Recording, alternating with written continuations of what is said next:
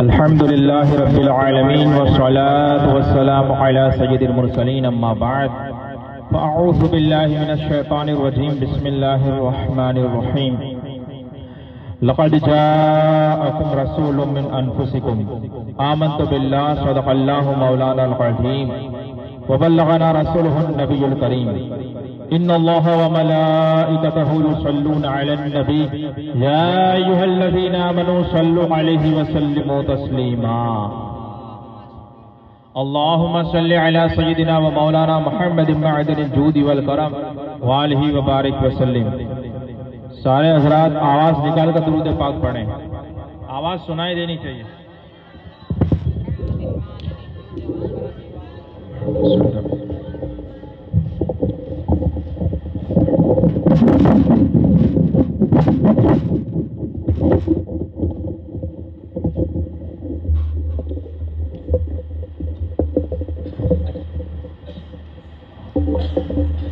اللهم صل على سيدنا وحبيبنا ونبينا وشفيعنا ومالكنا ومولانا محمد معدن الجود والكرم وآلہ وبارک وسلم۔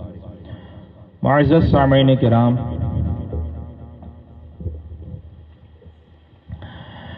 بارہ ربیع الاول شریف کی آمد ہے اور ربیع الاول شریف وہ مبارک مہینہ ہے جس میں نبی رحمت سرور دو عالم صلی اللہ تعالی علیہ وآلہ وسلم کی پیدائش ہوئی۔ پیدائش کے سلسلے میں کچھ واقعات اللہ نے چاہا تو میں آپ کی بارگاہ میں آئندہ انشاءاللہ کل عرض کروں گا۔ رسول اللہ صلی اللہ علیہ وسلم کے بارے میں بات کرنا، بیان کرنا، آپ کی شان، آپ کی عظمت، آپ کی اطاعت و فرما برداری، آپ کا اختیار، اللہ کی بارگاہ میں مقام اور مرتبہ، یہ ایسی گفتگو ہے جس کے بارے میں کہنے والوں نے کہا کہ زندگیاں ختم ہوئی اور قلم ٹوٹ گئے۔ ایک دو راتیں نہیں، ایک دو سال نہیں، ایک دو عالم کی زندگی نہیں، صدیوں کے کروڑوں لوگوں کی زندگیاں ختم ہوئی اور قلم ٹوٹ گئے اور تیرے اوصاف کا ایک باب بھی مکمل نہ ہوا۔ یہ ہے حضور سرور دو عالم صلی اللہ علیہ وسلم کی ذات مبارکہ کہ آپ کے بارے میں کیا بیان کیا جائے، لیکن کچھ باتیں ایمان اور عقیدے کے تعلق سے اور ایمان کو مضبوط کرنے والی، تو جیسا کہ میرا طریقہ رہتا ہے کہ جب بھی میں پہلی گفتگو میری ہوتی ہے، جہاں پہ نئی جگہ ہوتی ہے تو وہاں پہ میں بالکل بنیادی باتیں پیش کرتا ہوں۔ یاد رکھو، ہمیں اللہ تبارک و تعالی نے پیدا فرمایا اور پھر تمام کو اسی نے پیدا فرمایا ہے، لیکن پھر وہ پیدا فرمانے سے پہلے اس نے جنت اور جہنم کو بھی پیدا فرمایا، اور پھر جنت کے لیے بھی لوگوں کو پیدا فرمایا اور جہنم کے لیے بھی لوگوں کو پیدا فرمایا، اور اللہ کی بارگاہ میں مغفرت اور جنت میں جانے کا جو راستہ تھا وہ صرف ایک ہی راستہ اللہ نے رکھا، وہ تھا نبیوں کا راستہ۔ یعنی جو بھی نبی پر ایمان لے آئے، نبی کی بات کو مانے، ان کی اطاعت و فرما برداری کرے، وہی بچے گا۔ اور پھر ہوتے آخر میں وہاں تک بات پہنچی کہ تمام نبیوں کے سردار اور خاتم النبیین رحمت للعالمین محمد مصطفیٰ صلی اللہ تعالی علیہ وآلہ وسلم تشریف لائے۔ اب بچنے کا صرف اور صرف ایک ہی راستہ ہے، وہ ہے اللہ کے محبوب سرور دو عالم صلی اللہ علیہ وسلم پر ایمان لانا اور آپ کی اطاعت و فرما برداری کرنا، اور آپ نے جو جیسا حکم ارشاد فرمایا اس کے مطابق زندگی گزارنا۔ اچھا، جب بھی نبی انبیاء کرام اللہ کا پیغام لوگوں تک پہنچاتے کہ میں اللہ کا نبی ہوں، میں اللہ کا رسول ہوں، مجھے اللہ نے بھیجا ہے، تو لوگ کہتے ہیں کہ ہم کیسے مان لیں؟ تو اللہ تبارک و تعالی ان کو نشانی کے طور پر معجزے عطا فرماتا۔ مختلف انبیاء کرام کو اللہ تبارک و تعالی نے مختلف معجزے عطا فرمائے، جیسا کہ حضرت داؤد علیہ السلام کو اللہ تعالیٰ نے معجزہ عطا فرمایا کہ اس زمانے میں لوہے کے اوزار اور ہتھیار اور لوہے کی چیزیں بنانے کا چلن تھا، اس زمانے کی بات ہے۔ تو جب لوہا سے کوئی بنانی ہے کوئی چیز تو پہلے اس کو پگھالنا پڑتا ہے نا، پہلے اس کو گرم کرنا پڑتا ہے، پہلے اس کو تپانا پڑتا ہے۔ اللہ تعالیٰ نے حضرت داؤد علیہ السلام کو وہ معجزہ عطا فرمایا تھا کہ آپ کسی بھی لوہے کو جب بھی اس کو اوزار بنانے کے لیے اور کچھ بنانے کے لیے اس کی نیت سے اپنے ہاتھ میں لیتے تو بغیر آگ کے، بغیر تپائے حضرت داؤد علیہ السلام کے ہاتھ میں لوہا موم کی طرح نرم ہو جایا کرتا۔ دیکھنے والے دیکھتے رہ جاتے اور کہتے کہ یہ کیسے ہو گیا، ایسا کیسے ہو سکتا ہے، ہم کو تو آگ جلانی پڑتی ہے، اس میں لوہا رکھنا پڑتا ہے تب جا کے پگھلتا ہے۔ اور جب لوگ دیکھتے تو اس بات کا یقین ہو جاتا کہ ساری ٹیکنالوجی اور تکنیکیں اور سسٹم وہاں فیل ہو جاتی ہے اور یہ صرف اور صرف اللہ تعالیٰ کی دینے سے ہی ہو سکتا ہے۔ تو لہذا جس کی اللہ تعالیٰ اس طرح سے تائید اور مدد کر رہا ہو تو یعنی کہ یہ اللہ کے سچے نبی ہیں۔ اسی طرح اس زمانے میں سور وغیرہ، سریلی آواز میں گانا وہ سب تھا۔ اللہ تعالیٰ نے حضرت داؤد علیہ السلام کو وہ آواز عطا فرمائی تھی کہ جب وہ اللہ کی کتاب کی تلاوت فرماتے تو آپ کی آواز سن کر جتنے بھی چرندے اور پرندے ہوتے جنگل کے وہ تمام کے تمام حضرت داؤد علیہ السلام کے ساتھ پڑھتے اور ان کو سننے کے لیے جمع ہو جایا کرتے تھے۔ لوگوں کے دلوں میں وہ باتیں اثر کر جاتی اور ان پر وہ چپ جاتی۔ بلکہ کئی جگہ پر جب آپ اس طرح سے واعظ کی محفل آپ حضرت داؤد علیہ السلام فرمایا کرتے تو لوگوں کو جمع کرتے بنی اسرائیل کو، اور جب واعظ کی محفل کرتے تو وہاں سے لوگوں کی روحیں نکل جاتی اور جنازے اٹھا کرتے تھے۔ تو اسی طرح سے مختلف انبیاء کرام کو مختلف معجزے عطا فرمائے۔ حضرت موسیٰ علیہ السلام کو اللہ نے ایک عصا عطا فرمایا تھا، عصا کو جب وہ ڈالتے تو اژدہا بن جاتا۔ وہ سب تفصیل میں نہیں جا رہا ہوں، صرف آپ کو یاد دلا کے موضوع کی طرف آ رہا ہوں۔ حضرت موسیٰ علیہ السلام کو ایک معجزہ ید بیضا کا دیا گیا تھا۔ آپ اپنا ہاتھ مبارک یوں بغل میں سے یوں نکالتے تو وہ سورج کی طرح روشن اور چمکتا ہو جاتا۔ ایسی 9 معجزے حضرت موسیٰ علیہ السلام کو دیے گئے تھے۔ حضرت عیسیٰ علیہ السلام مادرزاد اندھوں کو زندہ کر دیتے، مادرزاد کوڑھی والے کو، برس والے کو زندہ فرما دیا کرتے اور مردے کو بھی زندہ فرما دیتے، عیسیٰ روح اللہ۔ اب ان تمام انبیاء کرام کو مختلف معجزے دیے، کچھ دیے، اور اللہ کے رسول صلی اللہ تعالی علیہ وسلم کو ان تمام کے تمام معجزے اس سے زیادہ دیے گئے، بلکہ ان تمام کو بھی حضور کے صدقے میں دیے گئے۔ اب رسول پاک صلی اللہ علیہ وسلم کے معجزے کا حال کیا تھا؟ کیا حال تھا؟ امام عشق و محبت کہتے ہیں اللہ کی سرتاب قدم شان ہے، سر تاب قدم، اللہ کی سرتاب قدم شان ہے یہ، اور انسان نہیں انسان وہ انسان ہے یہ۔ قرآن انسان تو ہے لیکن ان کے جیسا اور کوئی انسان نہیں ہے۔ حضرت جبریل علیہ السلام آپ کی بارگاہ میں حاضر ہوئے اور کہا کہ یا رسول اللہ، میں نے مشرق اور مغرب کو چھان مارا، اس میں اللہ نے جن کو جو جو عطا کیا وہ سب میں دیکھا، کیونکہ جبریل علیہ السلام اگلے انبیاء کرام کے پاس بھی تشریف لاتے تھے، لیکن کہا کہ یا رسول اللہ، اللہ نے آپ کو جو عطا فرمایا اور آپ کو جیسا بنایا ہے ایسا کسی کو نہیں بنایا۔ اسی کو اپنی شاعری میں اعلیٰ حضرت یوں کہتے ہیں، یہی بولے سدرا والے، سدرا والے یعنی جبریل علیہ السلام، یہی بولے سدرا والے چمنے جہاں کے تھالے سبھی میں نے چھان ڈالے لیکن تیرے پائے کا نہ پایا تجھے یک نے یک بنایا تجھے یک نے یک بنایا۔ اللہ ایک ہے، اس نے اپنے محبوب کو بھی بے مثل بے مثال بنایا، اور مثال تو کہاں سے ملے گی؟ سایہ بھی نہیں مل رہا، ثانی تو بہت دور ہے، سایہ بھی نہیں ملے۔ تو یہ وہ شان ہے۔ تو مختلف موقعوں پر اللہ کے رسول صلی اللہ علیہ وسلم کی ذات بابرکات سے ایسی باتیں واقع ہوتی جو خلاف عادت ہوتی۔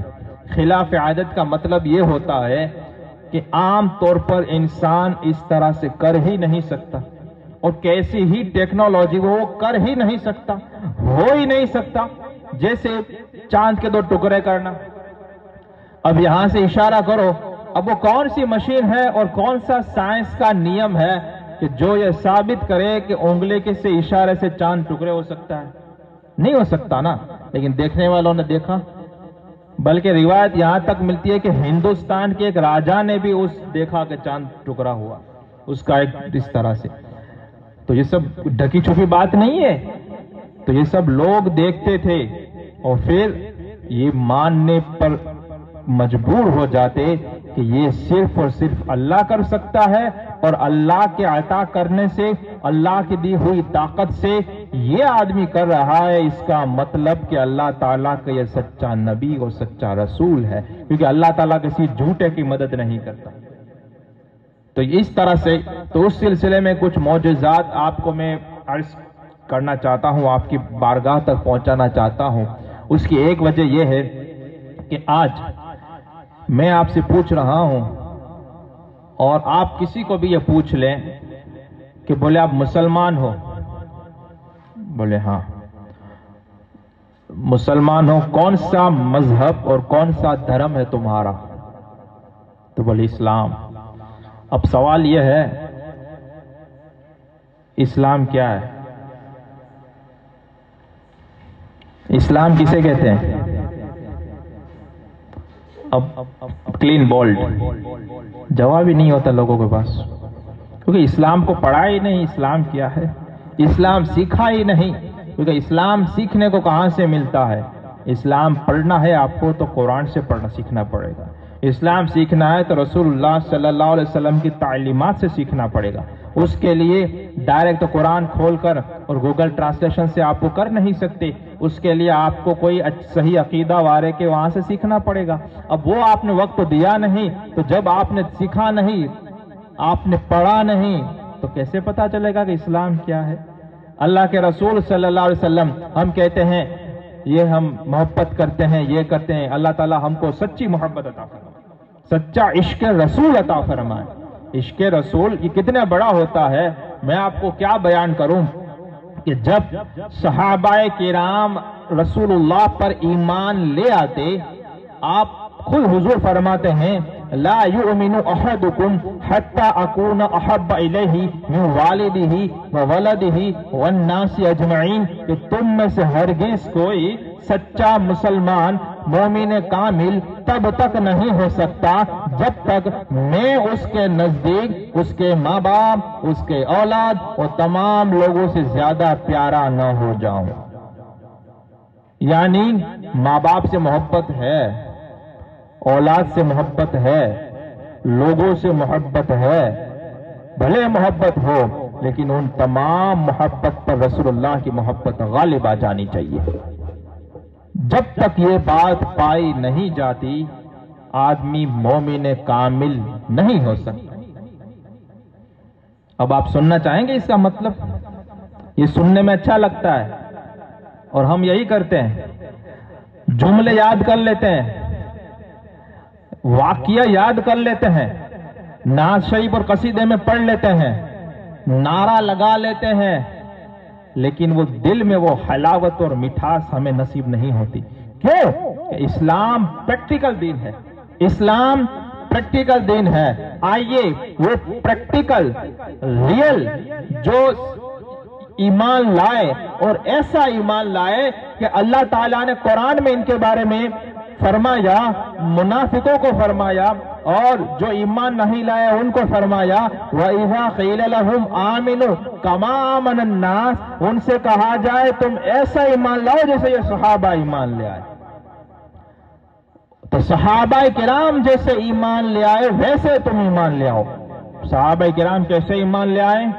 آئیے صحابہ کا سردار اور افضل البشر بعد الرسل حضرت سیدنا ابو بکر صدیق رضی اللہ تعالی عنہ، جو مردوں میں سب سے پہلے ایمان لے آئے، ان کا عقیدہ، ان کا عشق مصطفیٰ اور رسول پاک صلی اللہ علیہ وسلم سے محبت آپ سماعت کریں. سننا چاہو گے؟ آپ تھوڑا آواز نکال کر درود شریف تو پڑھیں تو پتا چلے مجھے.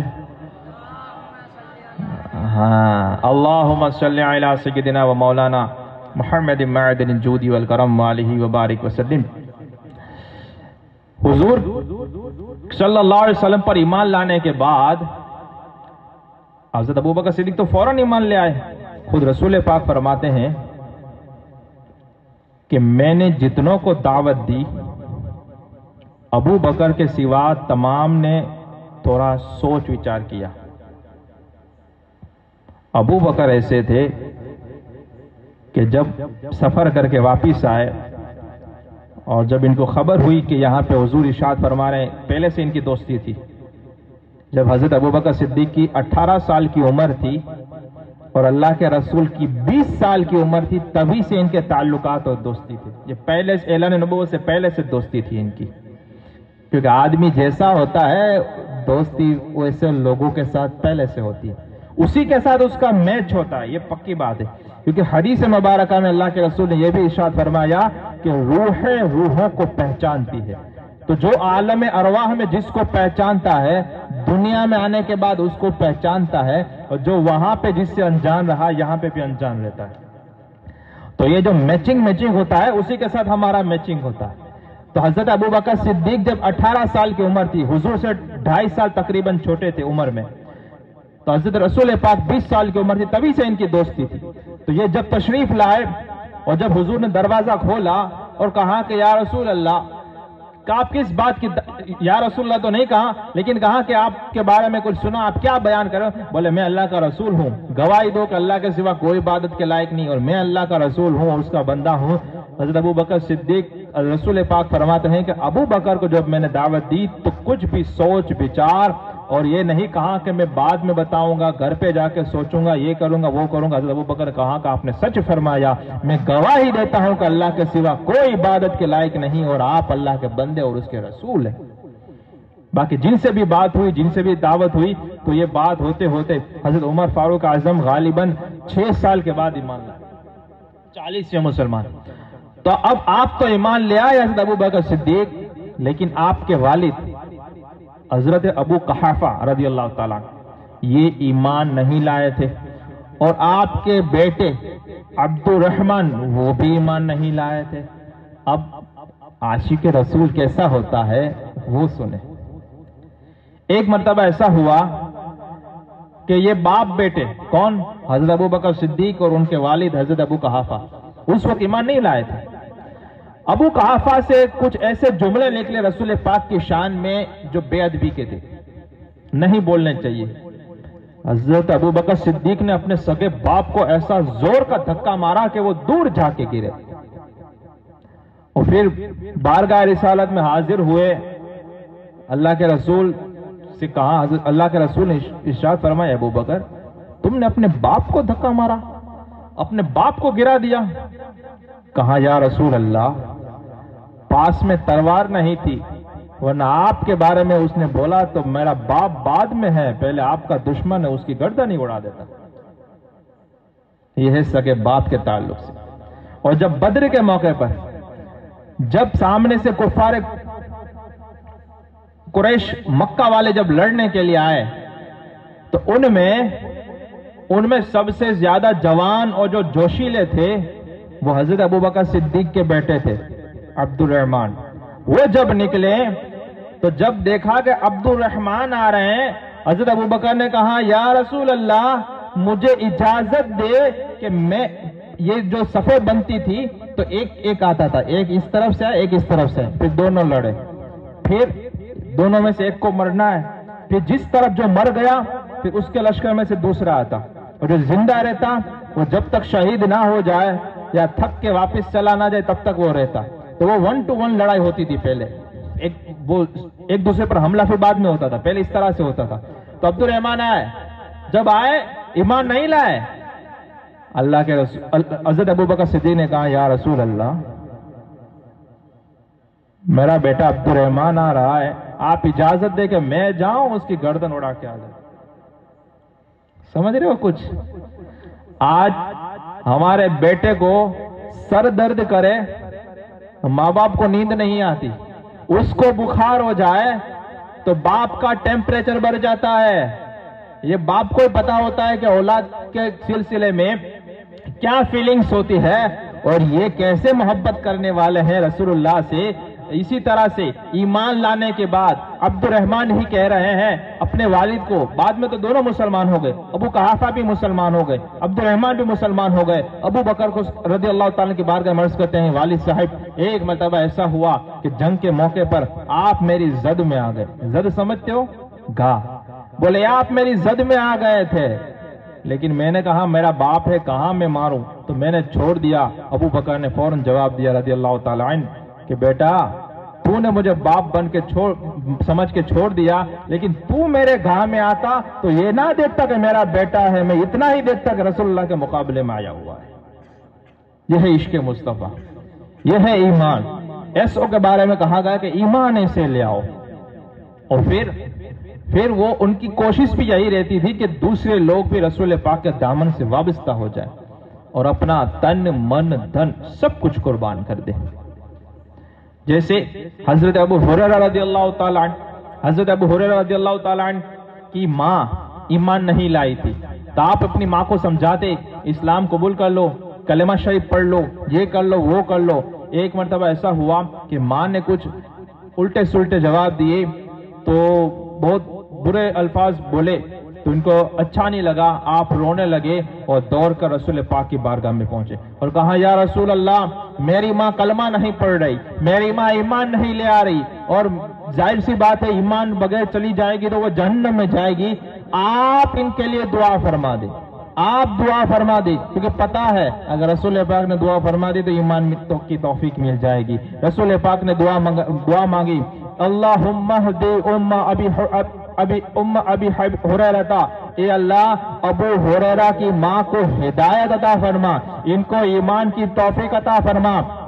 ابو ہریرہ ابھی تو یہاں پہ ان دونوں کی بات ہوئی، گھر پہ گئے، جب گھر پہ گئے تو کیا دیکھتے ہیں کہ گھر کا دروازہ بند ہے.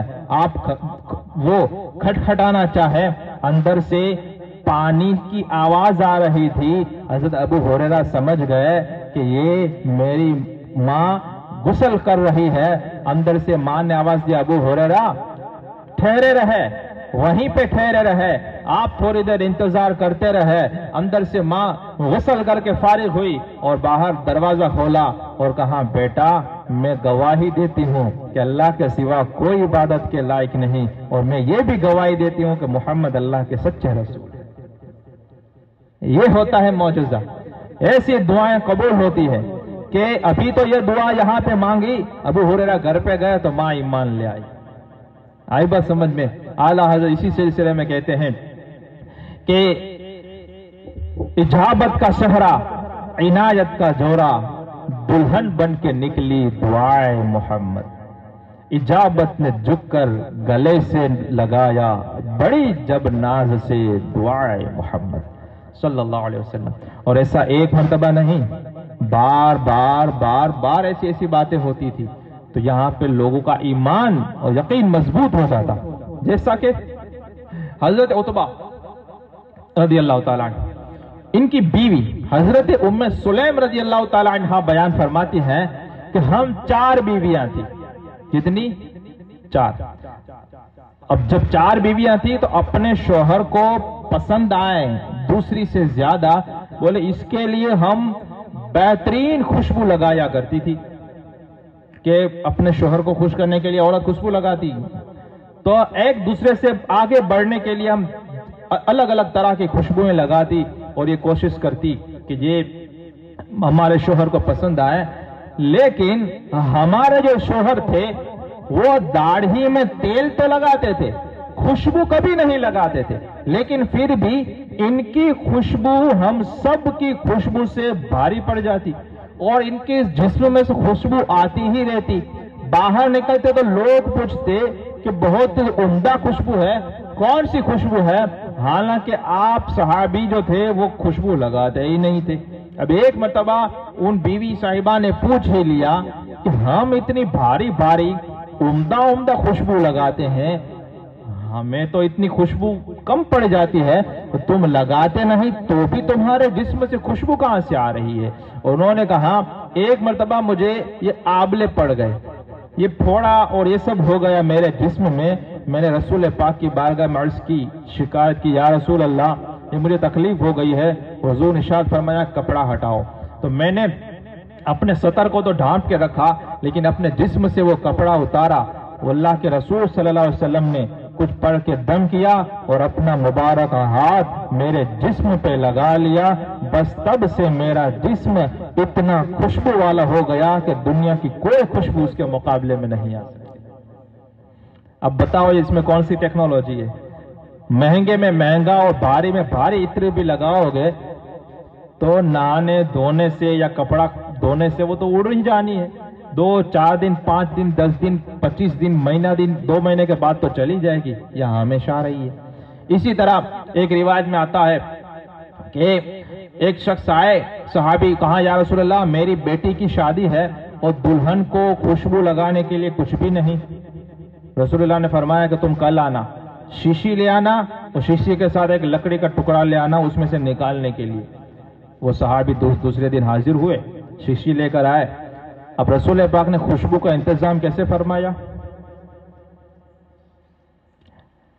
وہابی کہتے ہیں کہ ہمارے جیسے تھے، بڑے بھائی جیسا احترام کرنا چاہیے. سنیں، اللہ کے رسول صلی اللہ علیہ وسلم جب وہ شیشی لے کر آئے، کہا کہ دلہن کو لگانے کے لیے خوشبو نہیں. رسول پاک نے وہ شیشی لی اور اپنا جو یہاں سے بازو مبارک سے جو پسینہ اتر رہا تھا وہاں سے پوری شیشی بھر دی اور وہ شیشی بھر کے وہاں پہ دے دی. اب اس پسینے میں اتنی خوشبو آ رہی ہے، اتنی خوشبو آ رہی ہے کہ مدینہ شریف میں وہ پسینے کی جو شیشی تھی وہ جس گھر میں تھی اس گھر سے خوشبو مہک اٹھتی تھی، یہاں تک کہ اس گھر کا نام ہی خوشبو والا گھر پڑ گیا. اعلیٰ حضرت یہی تو فرما رہے ہیں کہ واللہ، یہ فرما رہے ہیں حضور صلی اللہ علیہ وسلم کے بارے میں کہ یہ آپ کی شان کیا ہے کہ سرتاب قدم ہے، تنے سلطان زمن پھول، لب پھول، دہن پھول، زکن پھول، بدن پھول. واللہ جو مل جائے میرے گل کا پسینہ، مانگے نہ کبھی عطر نہ پھر چاہے دلہن پھول. جن کو وہاں کا پسینہ مل جائے. اور آخری بات، عقیدے کی بات دیکھو، حضرت ابو ہریرہ رضی اللہ تعالیٰ عنہ فرماتے ہیں کہ ایک مرتبہ فطرہ کا جو سامان آیا تھا اس کی رکھے والی کرنے کے لیے رسول پاک نے مجھے رات کے وقت میں اس کی حفاظت کے لیے رکھا ہوا تھا. میں کھڑا تھا، رات کو مجھے کچھ آہٹ سنائی دی تو میں نے دیکھا کہ ایک شخص ہے وہ لپ بھر رہا ہے، وہ اس میں سے چوری کر رہا ہے، مٹھیاں بھر کے لے جا رہا ہے. تو میں نے دیکھا کہ وہ لے رہا ہے تو میں نے فوراً گیا، ابو ہریرہ فرماتے ہیں، اور پکڑ لیا اس کو اور کہا کہ میں تجھے رسول اللہ کی بارگاہ میں لے جاؤں گا. اس نے کہا نہیں جانے دیجئے، میں غریب ہوں، میرے چھوٹے چھوٹے بال بچے ہیں، بہت ضعیف ہوں، کمزور ہوں، یہ اسی کہنے لگے. حضرت ابو ہریرہ کو رحم آ گیا. اس نے کہا اب میں وعدہ کرتا ہوں کہ اب میں کبھی نہیں آؤں گا، میں نہیں آؤں گا. حضرت ابو ہریرہ نے معاف کر دی، بولے جانے دے. دوسرے دن رسول پاک کی بارگاہ میں حاضر ہوئے. علم غیب کا مسئلے کا بھی خلاصہ ہو جائے گا.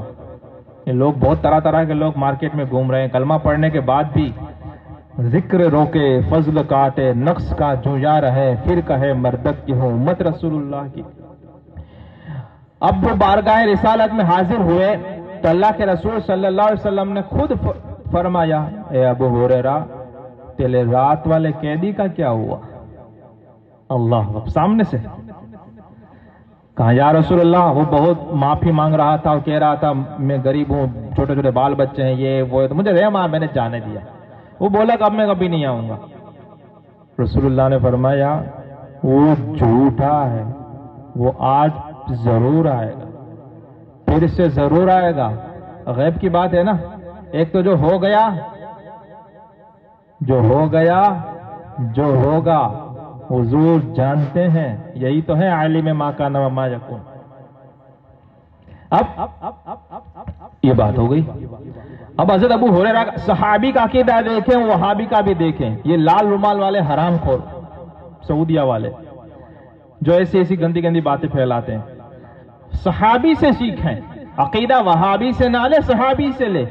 حضرت ابو ہریرہ کہتے ہیں کہ اللہ اس نے تو کہا تھا کہ میں کبھی نہیں آؤں گا، قسم کھا کے چلا گیا، لیکن جب رسول اللہ نے فرمایا کہ وہ جھوٹ بول رہا تھا، آج ضرور آئے گا، حضرت ابو ہریرہ کہتے ہیں مجھے یقین ہو گیا کہ آج ضرور آئے گا، میں اس کی انتظار میں بیٹھا رہا کہ کب دیکھو اور کب پکڑو، کیونکہ رسول اللہ نے فرما دیا ہے کہ آئے گا۔ اب دوبارہ وہی سین، وہ کچھ لینے گیا، ابو ہریرہ رضی اللہ تعالیٰ نے پکڑ لیا، پھر وہی بات ہوئی، اس نے معافی معافی کی، نہیں آؤں گا، یہ وہ کیا، حضرت ابو ہریرہ کو تھوڑا رحم آ گیا، اس کو جانے دیا، چھوڑ دیا، بولے اب نہیں آؤں گا، اب آخری بار ہو گیا، جانے دیا۔ دوسرے دن رسول پاک کی بارگاہ میں حاضر ہوئے، سرکار نے پوچھا ابو ہریرہ تیرے رات والے چور کا کیا ہوا؟ رات والے سامنے سے تیرے رات والے قیدی کا کیا ہوا؟ کہا یا رسول اللہ وہ ایسا ایسا کہہ رہا تھا، اس نے کہا کہ اب میری غلطی ہو گئی، اب تو آؤں گا ہی نہیں۔ کہا وہ جھوٹ بول رہا ہے، وہ واپس آج رات کو آئے گا۔ اب تیسری مرتبہ بھی یہی بات ہوئی۔ اب کہا حضرت ابو ہریرہ رضی اللہ تعالیٰ نے کہ اب تو میں تجھے رسول پاک کی بارگاہ میں حاضر کر ہی دوں گا، اب تو چھوڑوں گا ہی نہیں۔ تو 2 دن سے کہہ رہا ہے، وعدہ کر کے جاتا ہے، واپس آ جاتا ہے۔ اب جب اس کو لگا چور کو کہ اب تو بچوں گا نہیں اور رسول اللہ کی بارگاہ میں حاضری سے اب چھٹکارا نہیں ہے، تو اس نے اپنی آخری بات کی، کہا ابو ہریرہ میرے پاس کوئی ایسی چیز ہے کہ میں اگر آپ کو وہ سکھا دوں تو آپ کو فائدہ ہوگا۔ بولے کون سی چیز ہے؟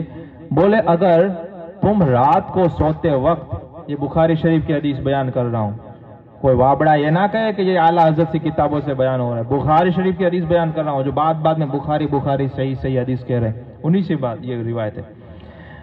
وہ کہنے والے نے کہا جو چور اتنے دنوں سے آ رہا تھا، 3 دن ہو گئے، کہا یا ابو ہریرہ اگر آپ رات کو سوتے وقت آیت الکرسی 3 پارے میں سورہ بقرہ، اللہ لا الہ الا هو الحی القیوم لا تأخذہ سینۃ ولا نوم، نہیں آتی تو سیکھ لینا، وہ آیت الکرسی اگر رات کے وقت تم پڑھ لوگے تو تمہارا مال سامان چوری نہیں ہو سکتا، اور صبح تک فرشتہ تمہاری حفاظت کرے گا، اور رات بھر شیطان تمہارے قریب نہیں آ سکتا۔ ابو ہریرہ رضی اللہ تعالیٰ نے وہ بات سنی تو وہ سب دیکھا کہ اس میں تو فائدہ ہے، اس کو جانے دیا۔ اب جب واپس رسول اللہ کی بارگاہ میں حاضر ہوئے، اللہ کے رسول صلی اللہ علیہ وسلم غیب کی خبر دیتے ہوئے فرما رہے ہیں ابو ہریرہ رات والے قیدی کا کیا ہوا؟ کہا یا رسول اللہ اس نے کہا کہ میں تمہیں نفع دینے والی بات سکھاتا ہوں، اور اس نے یہ سکھایا کہ اگر آیت الکرسی رات کو سوتے وقت پڑھ لی جائے تو میں کہا کہ چوری بھی نہیں ہوگی، فرشتہ حفاظت بھی کرے گا، اور صبح تک تمہارے پاس شیطان آ بھی نہیں سکتا۔ تو کہا رسول پاک صلی اللہ علیہ وسلم نے ابو ہریرہ آنے والا تھا تو جھوٹ بولتا تھا، لیکن بات صحیح کر کے گیا ہے، بات سچی کر کے گیا ہے، یعنی وہ ہے تو جھوٹا، لیکن یہ جو بیان کیا کہ جو آیت الکرسی رات کے وقت پڑھے تو شیطان سے اس کی حفاظت ہوگی اور فرشتہ اس کی حفاظت فرمائے گا، تو یہ جھوٹے آدمی نے، جھوٹے شخص نے بات سچی کی ہے۔ پھر رسول پاک صلی اللہ علیہ وسلم ارشاد فرمایا ابو ہریرہ تم جانتے ہو 3 راتوں سے تمہاری ملاقات کس سے ہوتی تھی؟ تم جانتے ہو وہ 3 راتوں سے تمہارے پاس آنے والا وہ چوری کرنے والا کون تھا؟ کہا یا رسول اللہ میں نہیں جانتا، صحابیوں سے سیکھے، ملاقات صحابی فرما رہے ہیں، بات صحابی کر رہے ہیں، خبر رسول اللہ دے رہے ہیں۔ جو ملے پکڑے، بات چیت ہو، وعدہ لیں، چھوڑ دیں، ان کو یہ نہیں خبر ہوئی کہ یہ کون ہے، وہاں بغیر ملے خبر ہو رہی ہے کہ کون ہے، خود سامنے سے پہلے تو پوچھ رہے ہیں، اب بتا بھی رہے ہیں۔ ابو ہریرہ جانتے ہو 3 راتوں سے تمہارا مخاطب کون تھا، 3 راتوں سے تمہارا چور کون تھا، 3 راتوں سے تمہاری ملاقات کس سے ہوتی تھی؟ کہا نہیں یا رسول اللہ، اللہ اور اس کا رسول بہتر جانتا ہے کہ وہ کون تھا۔ کہا کہ وہ شیطان آتا تھا، اور یہ بہت بڑا جھوٹا ہے، لیکن یہ جو کہا کہ جو آیت الکرسی پڑھے وہ شیطان سے بچا رہے گا، اس نے بات سچی کی ہوئی ہے۔ یہ بخاری شریف کی حدیث ہے۔ اب مجھے بتاؤ علم غیب تھا کہ نہیں تھا؟ غیب جانتے تھے کہ نہیں جانتے تھے؟ اور جو یہ کہے کہ حضور نہیں جانتے تھے اور ایسے تھے ویسے تھے، اس کے بارے میں جو حضور کی گستاخی کرے، اس کے بارے میں ابو بکر صدیق کا رویہ آپ نے دیکھا؟ اور جو شخص اس کے ساتھ سبند رکھے وہ مومن کامل ہو ہی نہیں سکتا۔ سنیں ایک اور صحابی کی آخری بات، اور پھر ہر کوئی دیکھ لے کہ گستاخ رسول کے ساتھ، بد عقیدہ لوگوں کے ساتھ، بد مذہب لوگوں کے ساتھ، اور لال رومال والوں کے ساتھ، اور جتنے بھی باطل فرقے والے ہیں اس کے ساتھ ہمارے دل میں ہمدردی ہے کہ محبت ہے کہ نفرت ہے۔ سنیں جو اللہ کے رسول کا نہیں وہ ہمارا نہیں، بہت سیدھا ہے اصول دوستی اپنا، جو ان کا ہو نہیں سکتا وہ ہمارا ہو نہیں سکتا۔ حضرت آخری بات، صحابی رسول حضرت ابو عبیدہ بن جرح رضی اللہ تعالی عنہ، عشرہ مبشرہ، وہ 10 صحابی جن کو حضور نے ایک ہی مجلس میں فرما دیا کہ جنتی ہے، کنفرم جنتی سرٹیفکیٹ والے۔ ویسے ہر صحابی جنتی ہے، لیکن ان کا تو نام لینے میں آیا تھا جنتیوں میں۔ اور امین الامت کا لقب آپ کو رسول پاک نے دیا تھا کہ یہ امین ہے، امت کے امانت دار ہیں، امت کی امانت یہ امین ہے، امین الامت کا لقب۔ رسول اللہ نے دیکھا کہ وہ امین الامت حضرت ابو عبیدہ بن جرح اپنے ہاتھ میں کانوں میں کسی کی منڈی پکڑ کر آ رہے ہیں، یوں لٹکا کر، سر کسی کی منڈی آدمی کی کانوں سے لٹکا کر یوں یوں۔ رسول اللہ نے پوچھا ابو عبیدہ کس کو قتل کر کے آ رہے ہو؟ کون ہے؟ منڈی آدمی کی کانوں میں لٹکا کر؟ کہا یا رسول اللہ میرا باپ ہے، آپ کے بارے میں گستاخی کی اڑا کے رکھتی ہے۔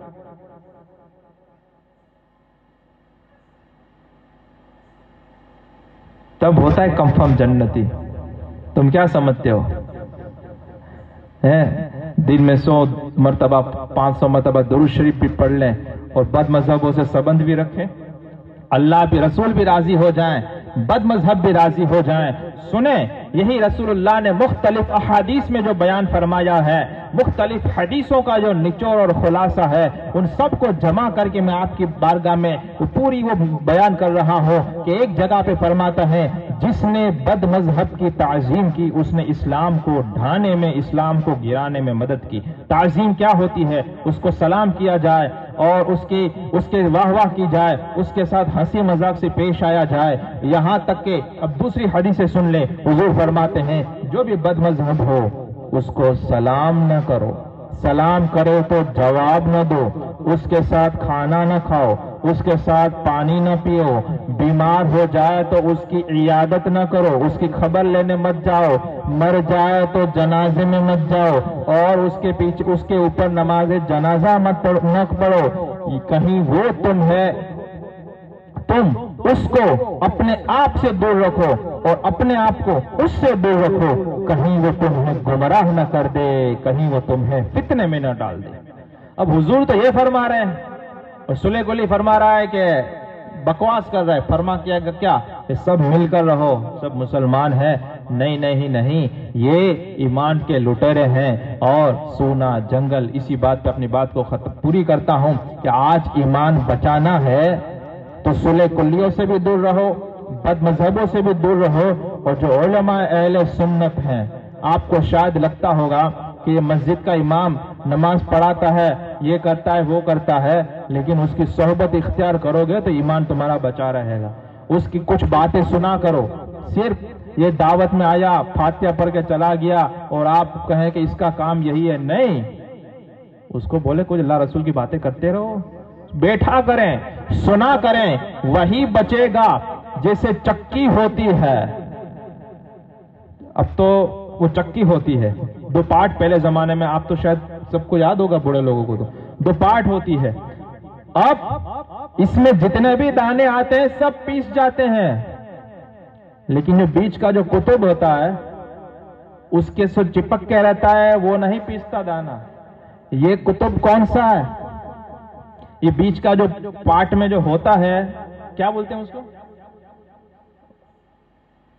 وہ ہینڈل جیسا، وہ جو دو پارٹ گھومتی ہے چکی میں، اس پہ جو بیچ میں جو ہوتا ہے، وہاں پہ اس کے ساتھ جو دانا لگا رہے گا، سمجھ تو رہے ہو نا میں کیا کہہ رہا ہوں؟ کچھ بھی بولتے ہو سمجھ جاؤ نا بات کو، ہاں بات سمجھنا ضروری ہے۔ تو وہ دانے جتنے بھی ہیں سب پیس جائیں گے، اس کے جو قطب کے ساتھ جو بیچ کا جو ہوگا اس کے ساتھ جو لگا رہے گا وہ دانا نہیں پیسے گا۔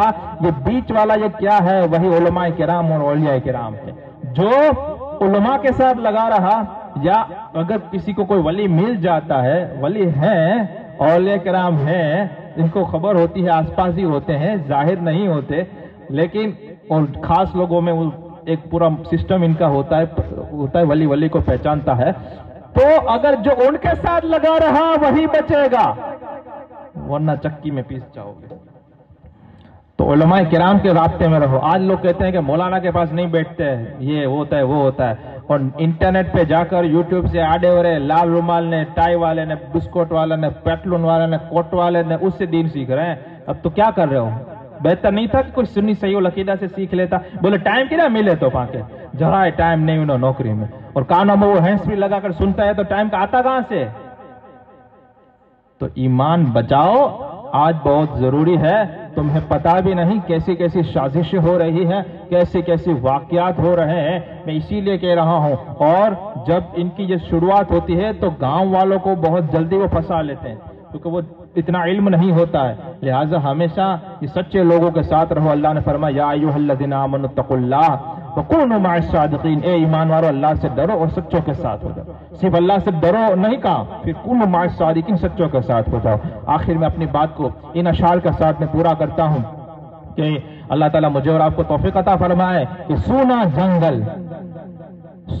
جنگل رات اندھیری، چھائی بدلی کالی ہے، سونے والوں جاگتے رہیو چوروں کی رکھوالی ہے۔ اور سونا پاس ہے، ہمارا جو ایمان ہے وہ سونا ہے، وہ سونا پاس ہے، اور سونا بن ہے۔ بن کیسا ہے؟ جنگل کیسا ہے؟ سمسام، اور سونا ہمارے پاس، اور اس میں آدمی مست سو جائے تو سونا پاس ہے، سونا بن ہے، سونا زہر ہے، اٹھ پیارے، تو کہتا ہے میٹھی نیند ہے، ارے تیری مت ہی نرالی ہے۔ اور یہ جو تجھ کو بلاتا ہے وہ لال رومال والا، یہ کہتا ہے کہ عید میلاد منانا حرام ہے، بدعت ہے، لیکن نیشنل ڈے بنانا جائز ہے۔ ننگی عورتیں ناچ رہی ہیں، کلمہ شریف کا جھنڈا ہے اس کو لپٹ کے ناچ رہی ہیں، شرابیں پی جا رہی ہیں، آپ لائٹ لگاؤ عید میلاد کے نام پر تو کیا بولتا ہے؟ بڑا خبر ہے، بولے یہ فضول خرچی ہے، حرام ہے، شیطان کا بھائی کہاں ہے اس کو ایسا وہ جھومر لگانے کو، ڈیکوریشن کرنے کو رسول پاک کی ولادت کی خوشی میں؟ وہاں بھی یہ کہتا ہے، لیکن اپنے وطن کے لیے جو اسلامی سلطنت کو ختم کر کے انہوں نے کھڑا کیا، ایک بھی وابرہ نہیں بولتا، کوئی نہیں بولا، لال رومال والا توصیف الرحمان نے بھی نہیں بولا کہ یہ حرام ہے، یہ سعودی کنگ کیا کہہ رہا ہے، پیسے آ رہے ہیں حرام خوروں کو۔ وہ ایک لال رومال والا وہاں پہ گھومتا ہے مسجد نبوی شریف میں، پکڑ کے یہاں ہندوستان والوں کو پکڑ کے گمراہ کرتا ہے۔ تو اسی لیے ہم کہتے ہیں سونا پاس ہے، سونا بن ہے، سونا زہر ہے اٹھ پیارے، تو کہتا ہے نیند ہے میٹھی، تیری مت ہی نرالی ہے، اور یہ جو تجھ کو بلاتا ہے یہ ٹھگ ہے، مار ہی رکھے گا۔ صورت دیکھو ظالم کی کیسی بھولی بھالی ہے، شہد دکھائے مدھ دکھاتا ہے، اور شہد دکھائے زہر پلائے۔ کیا دکھاتا ہے؟ قرآن میں آیا ہے، بخاری میں آیا ہے، مسلم شریف کی حدیث میں آیا ہے، اور یہ بھولا بھالا سنی بیٹھ جاتا ہے، قرآن و حدیث کی بات ہو رہی ہے، یہ شہد ہے۔ اور زہر کیا ہے؟ آج سعودی میں نوکری کرنی ہو کسی امامت کی تو فارم بھرنا پڑتا ہے، اس میں ایک کالم ہوتی ہے کہ رسول پاک کو میں مردہ جانتا ہوں، مانتا ہوں، ان کا موت ہو گئی ہے، یہ سب عقیدہ رکھنا۔ یہ فارم وہ بھرے، سب رائٹ کرے، سائن سکا کرے، پھر امامت کی نوکری ملتی ہے۔ یہ مسجد حرام میں، مسجد نبوی شریف میں ہم یہاں پہ کہتے ہیں ان کے پیچھے نماز نہیں ہوتی تو ہمارا بھائی نکل پڑتا ہے، اب یہ تھوڑو وہ ان کے پاچھل بولا ہے نہ پڑا بھائی، پڑھا جو ہے نہیں تو مسجد نبوی، ارے پن عقیدہ تو دیکھ، وہاں پہ جا کر کوئی کافر کھڑا رہ جائے اس کے پیچھے پڑھ لے گا تو عقیدہ وغیرہ کچھ دیکھنا پڑتا ہے کہ نہیں، ایمان دیکھنا ہوتا ہے کہ نہیں ہوتا ہے۔ اسی لیے ہم کہتے ہیں شہد دکھائے زہر پلائے، قاتل ڈائن شوہر کو اس مردار پہ کیا للچایا، دنیا دیکھی بالی۔ تو یہ سونا جنگل ہے اور یہ سب فتنوں کا دور ہے، طرح طرح کی باتیں نکلتی ہیں۔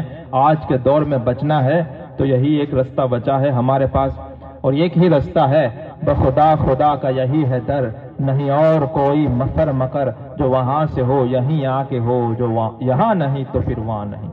اللہ تعالیٰ میرے اور آپ کے ایمان کی سلامتی نصیب فرمائے، اور آج کو آسانی سے اگر آپ کو زیادہ دلیلیں سمجھ میں نہیں آتی تو زیادہ اس میں نہ پڑے، صرف اعلیٰ حضرت کو پکڑ کے رکھیں۔ جو بات کوئی بھی جانا پہچانا انجان آدمی ملے اس کو بول یہ سب مجھے زیادہ علم نہیں ہے، یہ بتا کہ احمد رضا کے بارے میں تو کیا کہتا ہے، اعلیٰ حضرت کے بارے میں کیا کہتا ہے، اور وہ چونکہ مانیے تو چھیے، پڑھ کر کے بات کریں نہ سمجھ جانے کا کہ یہ رونگ نمبر ہے، اور بولے نہیں کہ اعلیٰ حضرت کی بات پہ میری آنکھیں بند ہے، انہوں نے جو کہا وہ صحیح ہے تو اپنا ہے، اور جیسا پڑھ کر کے بات چالو کریں نا، پڑھ منو تھا تو کھری پڑھ گیا، بولے نکل، تو ہی تمہارا ایمان بچے گا، ورنہ کب یہ لٹ کے چلا جائے گا پتہ بھی نہیں چلے گا۔ تو بد مذہبوں کے ساتھ دوستی، اٹھنا بیٹھنا سب حرام ہے۔ آئی بات سمجھ میں؟ اللہ تعالیٰ مجھے اور آپ کو ایمان کی سلامتی نصیب فرمائے، عشق مصطفیٰ اور اطاعت مصطفیٰ صحیح معنی میں اللہ تعالیٰ مجھے اور آپ کو عطا فرمائے۔ اللہ تعالیٰ میرے گھر والوں کو، آپ کے گھر والوں کو، ہمارے آس پاس والوں کو، احباب کو، دوستوں کو، اللہ تعالیٰ ہم تمام کو ایمان پر خاتمہ بالخیر عطا فرمائے۔ جو بھی غلطی ہو گئی اگر بولنے چالنے میں کسی بھی طرح سے شرعی کی رفت میں رجوع کرتا ہوں، استغفر اللہ الذی لا الہ الا هو الحی القیوم واتوب الیہ، اشہد ان لا الہ الا اللہ واشہد ان محمدا عبدہ ورسولہ۔ السلام علیکم ورحمۃ اللہ تعالی وبرکاتہ۔